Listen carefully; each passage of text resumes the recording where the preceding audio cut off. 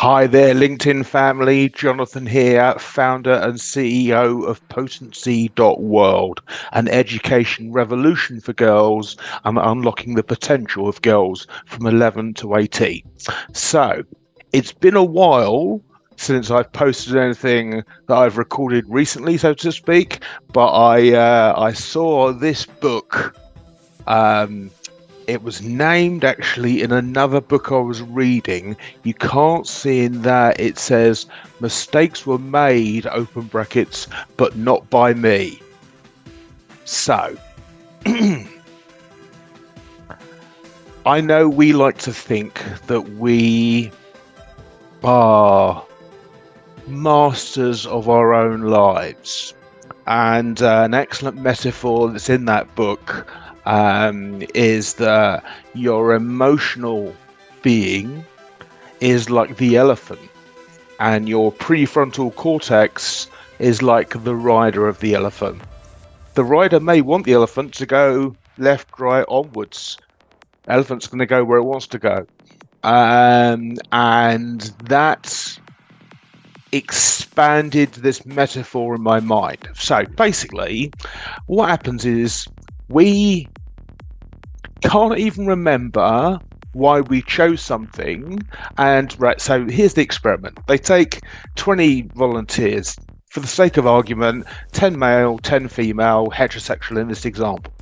And they show these people a series of 2 photos each, pairs of photos. So say, which one of those do you fancy, basically? And they went, oh, I want this one, that one, that one, blah, blah, blah. And the people went through this. They said, okay, go outside, have a cup of tea, then we're going to get you back in and find out, why, a bit more about your choices, basically. So they go out, volunteers, have a cup of tea, go for a wee, come back, and then the researcher showed them the picture they did not choose.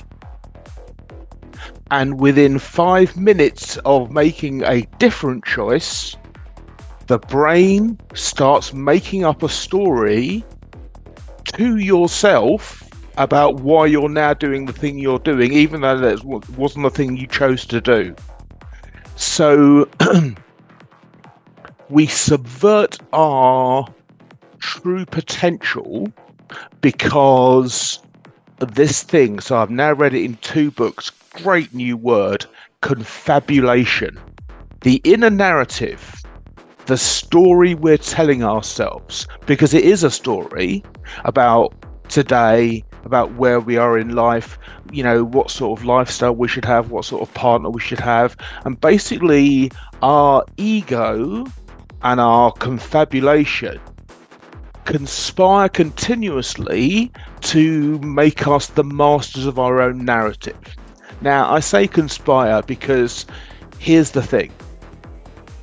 So good is our mind at telling us a story about where we are the hero that it means we do not learn from our mistakes because, as it says in the brackets, mistakes were made, but not by me. The tendency, no, the need of the consciousness to maintain itself in a positive narrative is quick. It is completely beyond our consciousness, and it means that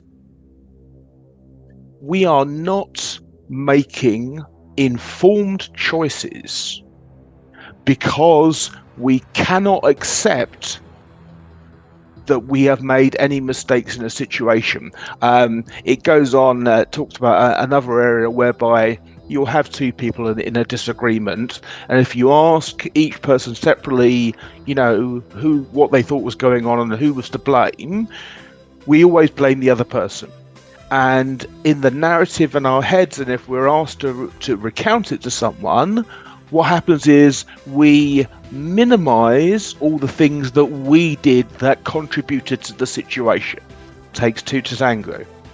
But we maximize all the things that we perceive, that the slight, the damage, the violence, the microaggressions of the other party. And it's the reason why,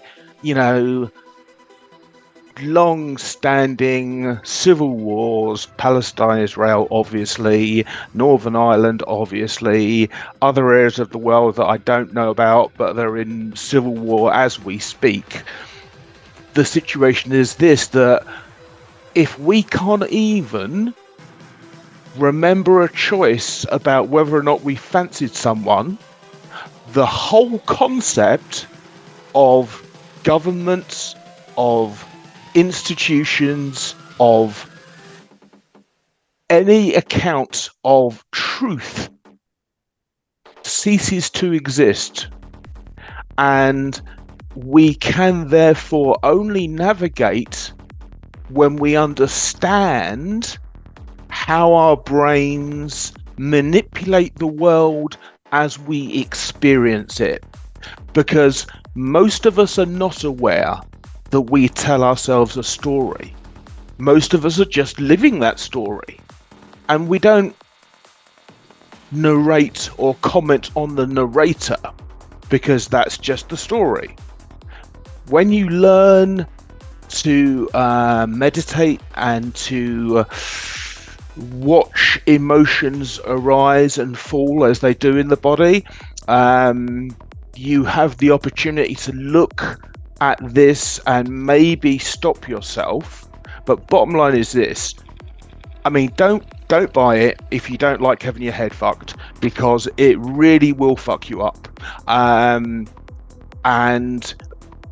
so much have I learned from it, and I'm going to implement 4 of the pieces of advice immediately.